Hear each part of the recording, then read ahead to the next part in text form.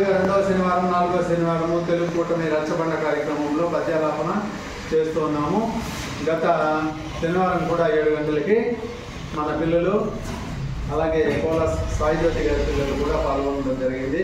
మరి వాళ్ళు స్రవంతికి మరియు నౌషీన్కి మొదటి బహుమతులు వచ్చాయి. అంటే చెరో 250 రూపాయలు మనం ఇవ్వాలని న్యాయ నిర్ణేతలు ప్రకటించారు. మరి ఆ పద్యము ఇప్పుడు ఆ అమ్మాయి ఆలపిస్తుంది.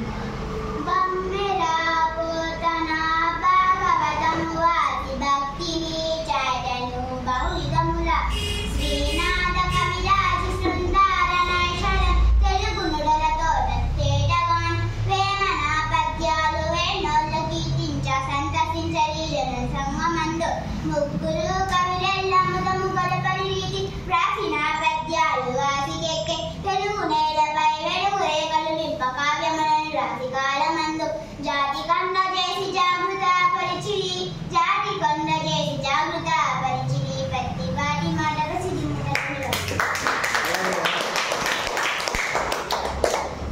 బహుమతిగా కూడా మనం డబ్బులు ఇస్తున్నాం. ఇప్పుడు